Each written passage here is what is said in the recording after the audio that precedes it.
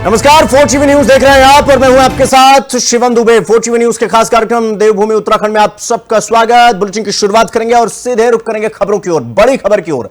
दरअसल ये बड़ी खबर भराड़ीसैंण से है, जहां विपक्ष की मांग पर सदन को स्थगित कर दिया गया है। सदन की कार्रवाई शुरू होते ही विपक्ष का जोरदार हंगामा देखने को मिला। नियम 310 के तहत चर्चा की मांग पर विपक्षी विधायक अड़े हुए हैं और आपको बता दें कि इससे विधायकों की जिद के चलते, हंगामे के चलते सदन की कार्रवाई 15 मिनट के लिए स्थगित कर दी गई है। तो आपको बता दें कि विपक्ष ने कहा कि पहले नियम 310 के तहत चर्चा की जाए, उसके बाद ही कोई काम होगा। स्पीकर ने इस पर हस्तक्षेप किया, शांति की अपील की और नहीं माने तो विपक्षी जो विधायक हैं उनको जो है सुझाव दिया गया और उनको शांत रहने की अपील की गई। लेकिन अब 15 मिनट बाद फिर से कार्रवाई शुरू की जाएगी और सभी स्थितियों पर हमारी नजर बनी हुई है। तो सदन की कार्रवाई शुरू होते ही विपक्ष का जोरदार हंगामा देखने को मिला और नियम 310 का जिक्र करते हुए विपक्ष यह चाहता था कि पहले इस पर चर्चा की जाए बाकायदा और उसके बाद ही किसी और मुद्दे पर ध्यान लगाया जाए।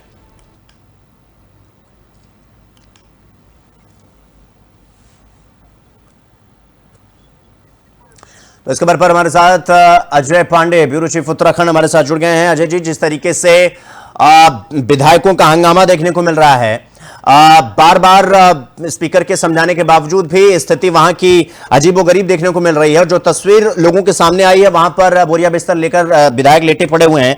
क्या कुछ चल रहा है ये, फिर हंगामे का सुझाव कैसे होगा, कैसे ये सब मामला शांत होगा और क्या कुछ है, पूरी खबर बताइए।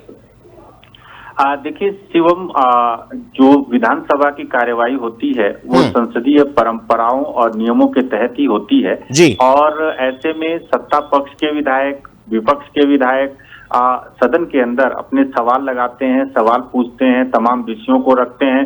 कई ऐसे विषय हैं जिनको जिन पर चर्चा की वो मांग करते हैं और उन पर चर्चा भी होती है और उसके बाद उसकी ग्राह्यता को लेकर के विधानसभा अध्यक्ष के पास अधिकार होता है कि वो उस पर क्या कार्रवाई करें, क्या पीठ से वो निर्देश दें। अब विपक्ष के विधायक नियम 310 के तहत चर्चा की मांग कर रहे हैं, कानून व्यवस्था और अन्य जो मुद्दे रहे हैं उन सभी को लेकर के, और उनका ये कहना है कि जो कानून व्यवस्था की धज्जियां पंचायत चुनाव के दौरान उड़ाई गई है उस पर नियम 310 के तहत चर्चा होनी चाहिए। और इसी बात को लेकर के वो कल भी, जब पहला दिन था सदन की कार्यवाही का, तो उस वक्त भी उन्होंने ये मुद्दा उठाया और हंगामा किया। कल दिन भर हंगामा चलता रहा और आज भी उसी तरह से हंगामे की प्रक्रिया शुरू हुई है और बीच बीच में सदन की कार्यवाही रोकी जा रही है, उसके बाद फिर कार्यवाही शुरू हो रही है। लेकिन उसके बाद भी विपक्ष के विधायक एक ही बात पर अड़े हुए हैं और वो चाहते हैं कि पीठ से निर्देश हो और उस पर आगे की कार्यवाही के लिए विधानसभा अध्यक्ष कुछ कहें और नियम 310 के तहत इस गंभीर विषय पर चर्चा करें। देखिए, विधानसभा अध्यक्ष के पास अधिकार है कि वो किसी भी विषय को 310 की जगह पर नियम 58 में सुन सकते हैं, लेकिन विपक्ष लगातार इस बात पर अड़ा हुआ है कि उनको 310 के तहत ही इस मुद्दे को सुनना है और इस पर वो चर्चा की मांग कर रहे हैं। अब कल भी जब सदन की कार्यवाही आज सुबह 11 बजे तक के लिए स्थगित हो गई थी शाम को, तब उसके बाद से विपक्ष के विधायक सदन के अंदर बैठे रहे। रात को उन्होंने अपने बिस्तर भी मंगाए, सदन के अंदर वो रात भर लेटे रहे और ये उत्तराखंड के इतिहास में और संभवतः देश के इतिहास में पहली बार ऐसा हुआ होगा कि किसी विधानसभा में जो विपक्ष के विधायक हैं वो गद्दा रजाई लेकर के आते हैं, रात भर वहां सोते हैं और विरोध प्रदर्शन करते हैं। ये अपने आप में एक अलग तरह का नजारा देखने को मिला है। और देखिए, अब चूंकि 2 दिन का बिजनेस तय हुआ था, कार्य मंत्रणा समिति की जब बैठक होती है तो सदन के अंदर क्या क्या कार्यवाही होगी, किस किस विषय पर चर्चा होगी, उसको लेकर के एक प्रक्रिया होती है और कार्य मंत्रणा समिति की बैठक में ये सब कुछ तय किया जाता है। सरकार के पास 2 दिन का जो बिजनेस रहा है वो अब आज दूसरा दिन है। क्योंकि पहले दिन के बिजनेस की खाली एक औपचारिकता पूरी की गई और मुख्यमंत्री पुष्कर सिंह धामी ने अनुपूरक बजट पेश किया था 5,315 करोड़ रुपए का, और इस पर आज विभागवार चर्चा होनी है और उस बजट को, अनुपूरक बजट को पास कराया जाना है। तो ध्वनि मत से ये पास हो जाएगा, क्योंकि सत्ता पक्ष के पास बहुमत है। लेकिन जो बाकी की जो प्रक्रियाएं हैं, तमाम विधेयक सदन के पटल पर रखे जा रहे हैं। तो अब हंगामे के बीच संसदीय कार्य मंत्री उन विधेयकों को पढ़ रहे हैं, उनके बारे में आगे विधानसभा अध्यक्ष के निर्देश के बाद पहल करते हुए उनको पास कराया जाएगा। लेकिन इस बीच अभी भी जो विपक्ष के विधायक हैं वो लगातार हंगामा कर रहे हैं और सदन के जो बिल है उस पर आ जा रहे हैं और सचिव के मेज पर जाकर के वो लगातार हंगामा कर रहे हैं। कल भी इस तरह की बात सामने आई थी कि विपक्ष के विधायकों ने माइक इत्यादि तोड़ दिए थे।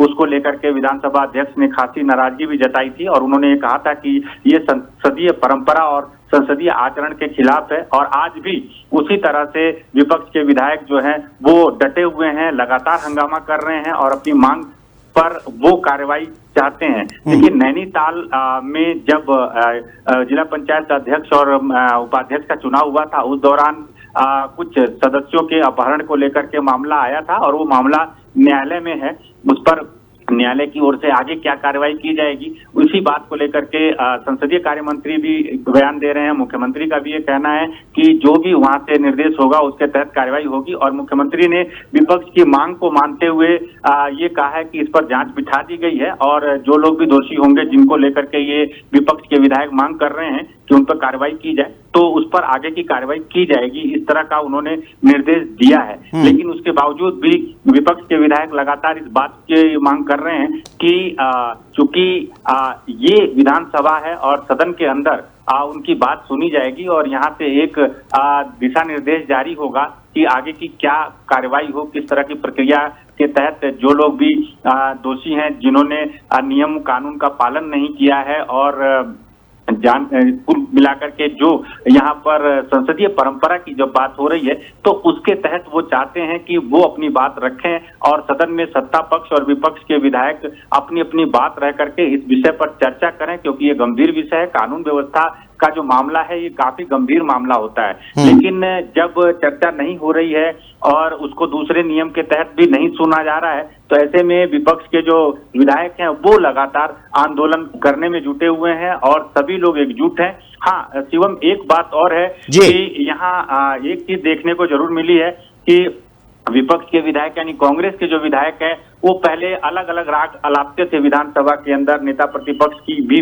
वो नहीं सुनते थे। लेकिन अब एकजुटता नजर आ रही है और कल शाम के बाद से सबने देखा है कि कांग्रेस के अंदर कुछ ऊर्जा जैसी चीजें नजर जरूर आई है, क्योंकि जब एकजुट रहेंगे विधायक तो उनके समर्थकों के अंदर भी एक अच्छा संदेश जाएगा और उनके बीच में भी अगर कहीं गतिरोध और कहीं नाराजगी का दौर है वो भी समाप्त होगा। सारे विधायक एक साथ एकजुट हैं, नेता प्रतिपक्ष के निर्देशन में वो लोग काम कर रहे हैं और यही वजह रही है कि रात भर वो लोग सदन के अंदर ही बैठे रहे, सोए रहे, अपना रजाई गद्दा लेकर के पहुंचे थे। इसके साथ साथ निर्दलीय विधायकों का भी समर्थन विपक्ष के विधायकों के पास है। तो ऐसे में विपक्ष के अंदर एक ताकत जरूर नजर आ रही है। लेकिन जो भी नियम होता है, जो भी संसदीय आचरण है, संसदीय परंपरा है, उसके तहत सभी को चलने की जरूरत है, ताकि जिस उद्देश्य को लेकर के उत्तराखंड विधानसभा गैरसैंण में ये जो बनाया गया है, जिस पर ये आज सदन की कार्रवाई हो रही है, जिस उद्देश्य की पूर्ति के लिए हो रही है,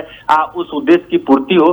क्योंकि काफी कठिन परिस्थितियों में गैरसैंण के भराड़ीसैंण विधानसभा में लोग पहुंचते हैं, बीच में रास्ते खराब हैं, जगह जगह भूस्खलन जैसी स्थिति हो रही है और हम बार बार सबसे यही अपील करते हैं कि जब बारिश का मौसम हो तो उस समय यात्रा न करें। इसके बावजूद बारिश के मौसम में पूरा का पूरा प्रशासनिक अमला यहाँ पर मौजूद है।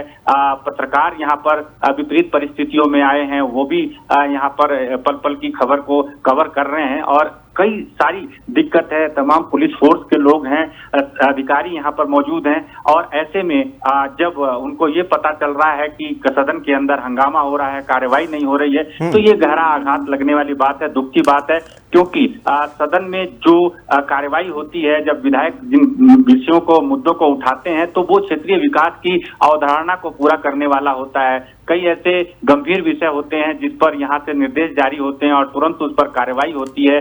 और गैरसैंण विधानसभा इसीलिए बनाया गया है कि इस क्षेत्र का विकास हो, यहाँ पर हर मूलभूत जो सुविधाएं हैं वो मुहैया कराई जाएं। लेकिन अगर इस तरह की चीजें होती रहेंगी और बार बार व्यवधान रहेगा, कोई चर्चा नहीं होगी, कोई कामकाज नहीं होगा, तो कुल मिलाकर के केवल औपचारिकता ही पूरी होगी। और ऐसे में जो जिस मंतव्य के लिए ये सारी चीज की जा रही है, यहाँ पर विधानसभा का सत्र आयोजित किया गया है, मानसून सत्र, उस सत्र का कोई औचित्य भी नहीं रह जाएगा। हालांकि अभी देखिए जब ये सदन के अंदर संसदीय कार्य मंत्री विधेयक रख रहे हैं, विधेयक का पारित होंगे और जो अनुपूरक बजट है वो भी पारित हो जाएगा, तो संभवतः ऐसी उम्मीद की जा रही है कि अगर इसी तरह से हंगामा चलता रहा तो आज ही सदन शाम तक अनिश्चितकाल के लिए स्थगित कर दिया जाएगा। जी ठीक है अजय जी, बहुत बहुत धन्यवाद आपका हमसे जुड़ने के लिए और इस खबर पर विस्तार पूर्वक जानकारी हमारे साथ साझा करने के लिए। रुक करेंगे अगली खबर की ओर। अगली खबर देहरादून से है, जहां नैनीताल जिला पंचायत अध्यक्ष की सीट पर आखिरकार भारतीय जनता पार्टी ने जीत दर्ज की है। बीजेपी प्रत्याशी दीपा धर्मवाल को विजेता घोषित कर दिया गया है। लंबे समय से जारी विवाद और आरोप प्रत्यारोप के बाद अब कोर्ट के फैसले के साथ ये मामला साफ हो गया है। इस जीत पर भाजपा प्रदेश अध्यक्ष महेंद्र भट्ट ने इसे सत्य और न्याय की जीत बताया। उनका कहना है कि उन्हें न्यायालय और जिलाधिकारी के निर्णय पर पूरा भरोसा था, जबकि कांग्रेस पार्टी शुरू से ही हंगामे और भ्रम की राजनीति कर रही थी। भाजपा ने संविधान और कानून पर भरोसा बनाए रखने और आज उसका परिणाम सामने आया है।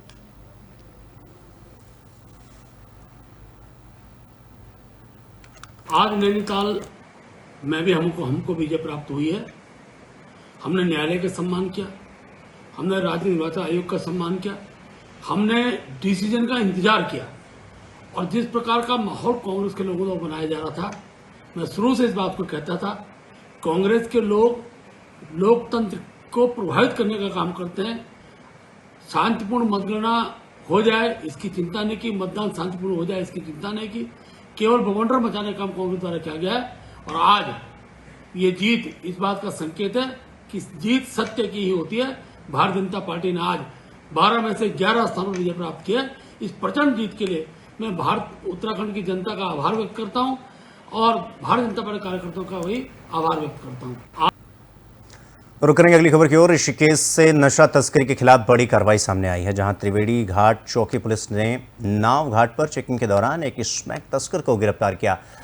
आरोपी की पहचान सागर जायसवाल निवासी बनखंडी के रूप में हुई है। पुलिस ने उसके पास से 13 ग्राम स्मैक बरामद की। चेकिंग के दौरान आरोपी पुलिस को देखकर भागने की कोशिश कर रहा था, लेकिन पुलिस ने पीछा कर उसे धर दबोचा।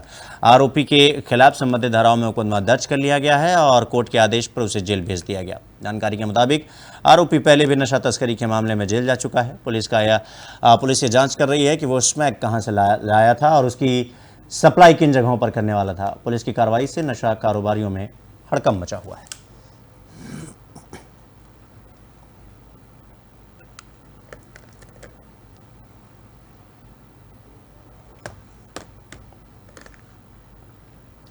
तो उत्तरकाशी से मौसम को लेकर बड़ी खबर आपको बता दें, जहां जिले में देर रात से हो रही लगातार बारिश के चलते जनजीवन पूरी तरीके से प्रभावित हो चुका है। खासतौर पर पुरोला क्षेत्र में भारी नुकसान की खबर है। नई पार्किंग के पास पहाड़ी से भूस्खलन होने लगा, जिससे बड़े बड़े पत्थर और पेड़ सीधे पार्किंग में आ गिरे। हालांकि गाड़ियों को समय रहते वहां से हटा लिया गया, जिससे बड़ा हादसा टल गया। गनीमत ये रही कि इस दौरान कोई जनहानि नहीं हुई। प्रशासन की टीम मौके पर पहुंच गई और प्रभावित क्षेत्र को खाली कराया गया। आपको बता दें कि मौसम विभाग की चेतावनी को देखते हुए लोगों से सतर्क रहने की अपील की गई है। लगातार बारिश के कारण और भी इलाकों में भूस्खलन की आशंका जताई जा रही है।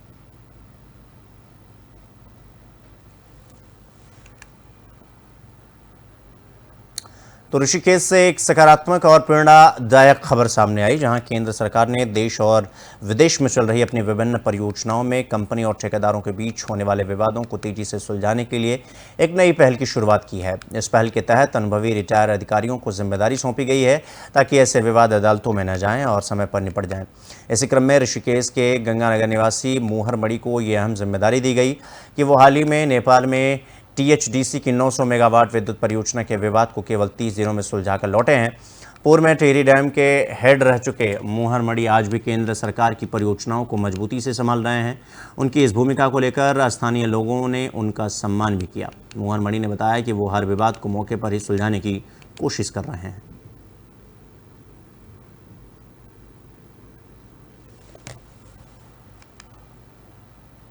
तो भराड़ीसैंण से विधानसभा सत्र के दौरान बड़ा सियासी घमासान देखने को मिला, जहां कांग्रेस विधायकों के हंगामे और रात भर सदन में डटे रहने पर संसदीय कार्य मंत्री सुबोध उनियाल ने तीखी प्रतिक्रिया दी। उन्होंने कांग्रेस विधायक के आचरण को संसदीय परंपरा के खिलाफ बताया और ये कहा कि जब कठिन परिस्थितियों में मानसून सत्र गैरसैंण में आयोजित किया गया तो विधायकों को जिम्मेदारी के साथ जनहित के मुद्दे उठाने चाहिए। उन्होंने कांग्रेस के रवैये को अनुशासनहीनता बताया और कांग्रेस विधायकों ने अपनी मांगों को लेकर सदन में अंदर ही डटे रहने को सही ठहराया। विधायक सुमित हृदय का कहना है कि पंचायत चुनाव में प्रदेश भर में कानून व्यवस्था की धज्जियां उड़ाई गई और सत्ता पक्ष ने खुलेआम सरकारी तंत्र का दुरुपयोग किया। कांग्रेस ने मांग की कि इस मामले को सदन में तत्काल चर्चा होनी चाहिए थी।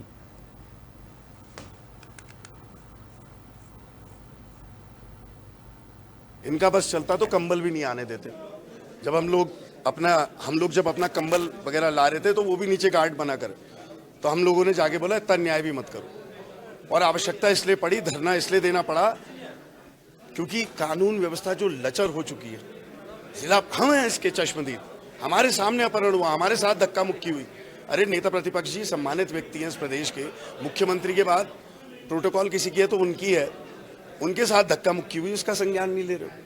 विधायकों के साथ धक्का मुक्की हो रही है, मारपीट हो रही है, उसका संज्ञान नहीं ले रही है। 310 की चर्चा इसलिए आवश्यक थी कि पक्ष विपक्ष दोनों अपनी बातें रखते, अपनी बातों को साझा करते। जनता के सामने दूध का दूध पानी का पानी होता। मेरे गृह क्षेत्र हल्द्वानी में 3 मर्डर हो गए पिछले 1 महीने से। कितनी भारी कानून व्यवस्था की, बेताल घाट में गोली चल गई। आपने देखा किन विपरीत परिस्थितियों में सदन को आहूत किया गया। और जब ये शुरुआत में आरोप लगा रही थी कि सरकार गैरसैंण में सदन बुलाने के पक्ष में नहीं है, इन विपरीत परिस्थितियों में सरकार ने जनभावनाओं का सम्मान भी किया और हमारा जो सरकारी अमला, हजारों की संख्या में कर्मचारी, अधिकारी, पुलिस यहाँ पर आई और उसके बाद पूरे प्रदेश की जनता की निगाह सदन पे थी कि राज्य हित में इस सदन से कुछ निर्णय निकलेंगे। ऐसे में सदन की कार्यवाही को डिस्टर्ब करना, एक ऐसे विषय को उठाने का प्रयास करना जो सदन की नियमावली अलाउ नहीं करती, इनका बस रुक करेंगे अगली खबर की ओर। अगली खबर देहरादून से है, जहां मौसम को लेकर बड़ी खबर सामने आई। दरअसल उत्तराखंड के 7 जिलों में बुधवार को भारी बारिश का येलो अलर्ट जारी किया गया। मौसम विज्ञान केंद्र के निदेशक डॉक्टर CS तोमर के मुताबिक देहरादून, उत्तरकाशी, रुद्रप्रयाग, चमोली, बागेश्वर, नैनीताल और पिथौरागढ़ जिलों में कहीं कहीं तेज बारिश भी हो सकती है। पहाड़ी इलाकों में आकाशीय बिजली गिरने और भूस्खलन को भी आशंका जताई गई। मौसम विभाग ने पूरे सप्ताह उत्तराखंड में बारिश का अनुमान जताया, जिससे जनजीवन प्रभावित हो सकता है। ऐसे में उन्होंने सभी यात्रियों से सावधानी बरतते हुए मौसम की जानकारी लेकर यात्रा करने की अपील की। खासतौर पर पहाड़ी इलाकों में सतर्कता जरूरी है ताकि कोई अप्रिय घटना न हो।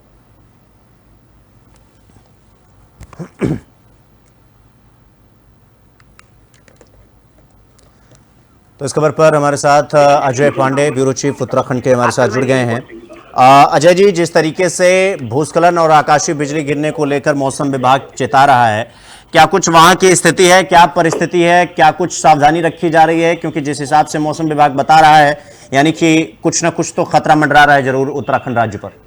देखिए शिवम, उत्तराखंड में इस समय मौसम काफी खतरनाक बना हुआ है और खास तौर पर जो पहाड़ी मार्ग हैं, पहाड़ी क्षेत्र हैं, वहां पर स्थिति काफी दुर्भर है जैसे बन जा रही है। लगातार जब बारिश हो रही है तो बहुत जगह पर भूस्खलन हो रहा है, सड़कों पर जो मलबा आ रहा है, पत्थर आ रहा है, इस तरह के नजारे यहाँ पर दिख रहे हैं। और इसके अलावा जो मैदानी क्षेत्र हैं वहां पर जो नदियों का जलस्तर है वो काफी बढ़ा हुआ है, काफी तेज गति से नदियां बह रही हैं और जो बरसाती नदियां हैं वहां पर भी काफी ज्यादा संख्या में जो पानी का बहाव है वो तेज हो रहा है। तो ऐसे में सभी लोगों को अलर्ट किया जा रहा है कि वो सावधानी बरतें और खास तौर पर जो बरसाती नदियों के किनारे मलिन बस्तियां वगैरह हैं वहां के लोगों को भी पुलिस की टीम जा रही है और सूचित कर रही है कि ज्यादा बारिश का जब खतरा हो रहा है, जब बारिश हो रही है तो वहां से वो हट जाएं, किनारे रहें, खुद सुरक्षित रहें और सबको सुरक्षित रहने का संदेश दें। और खास तौर पर जो पहाड़ी इलाके हैं, ऊंचाई वाला क्षेत्र है, यहाँ पर भी धुंध जैसी स्थिति नजर आ रही है क्योंकि सामने कुछ 10 मीटर का इलाका भी आप नहीं देख सकते हैं। इस तरह का माहौल यहाँ पर देखने को मिल रहा है। और 4 धाम यात्रा चूंकि जारी है, काफी संख्या में लोग आ भी रहे हैं, चारों धामों में दर्शनों के लिए पहुंच रहे हैं, तो उनके लिए भी प्रशासन की ओर से यही कहा गया है कि जब मौसम की चेतावनी जारी होती है तो वो भी रुक रुक करके ही यात्रा करें। इसके साथ साथ सभी जो विभाग हैं वो आपस में समन्वय बना करके काम कर रहे हैं, क्योंकि जो आपदा प्रबंधन की जिम्मेदारी उनके पास ही है। और ऐसे में सभी जो विभाग हैं, जब मौसम विभाग की ओर से चेतावनी जारी होती है तो उसको काफी गंभीरता से लेते हैं और जिन जिन जगहों के लिए चेतावनी जारी होती है उन जगहों पर पूरा प्रशासनिक अमला मौजूद रहता है। और इसके साथ साथ आपदा प्रबंधन में जुटे हुए जितने विभाग हैं उनके कर्मचारियों की जो छुट्टियां हैं वो निरस्त की गई हैं और इस मौसम में उनको किसी भी तरह से छुट्टी नहीं दी जाती है। केवल आपातकाल की स्थिति में ही उनको छुट्टी दी जा सकती है। इस तरह का माहौल यहाँ बना हुआ है और कुल मिलाकर के इस समय अगले कुछ दिनों तक इसी तरह का मौसम पूरे प्रदेश में बने रहने की संभावना है। मौसम विभाग की ओर से इसी तरह की चेतावनी जारी की गई है और आवागमन को लेकर के लगातार सबको यही निर्देश दिए जा रहे हैं कि जब बारिश हो उस वक्त जहां पर जो लोग हैं वो रुके रहें और आवागमन न करें। जब बारिश रुक जाए उसके बाद ही वो अपनी यात्रा करें और उस मार्ग पर जाएं। जी ठीक, अजय जी बहुत बहुत धन्यवाद आपका हमसे जुड़ने के लिए और खबर पर विस्तार पूर्वक जानकारी हमारे साथ साझा करने के लिए।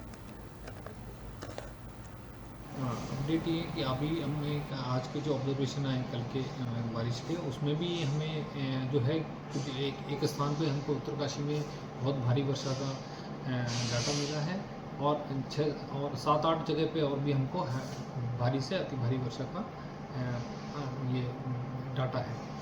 तो जो हमारा फोरकास्ट है वो हम अभी हल्के से मध्यम दर्जे की वर्षा इसी पूरी सप्ताह में भी अनेक स्थान से अधिकांश स्थानों पर उम्मीद कर रहे हैं।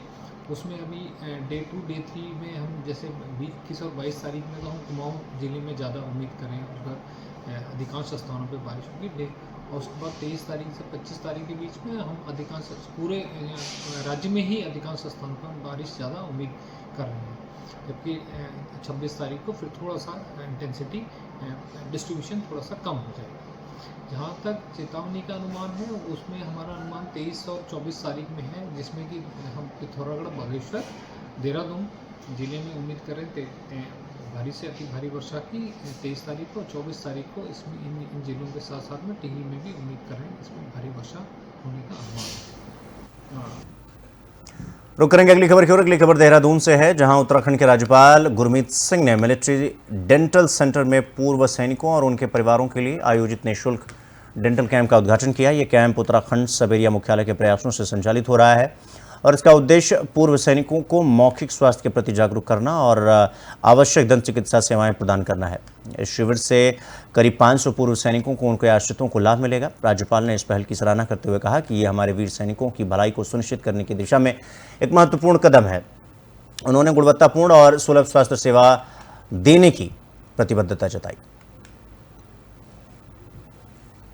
आज अत्यंत प्रसन्नता हुई है कि आज डेंटल सेंटर देहरादून, सबेरिया देहरादून और ईसीएचएस ने मिलकर एक बहुत सुंदर कार्य किया है, जिसके अंदर में हर एक वेटरन के लिए उनके दंत चिकित्सा और इस डेंटल सर्जरी के बारे में 3 दिन का आयोजन किया है।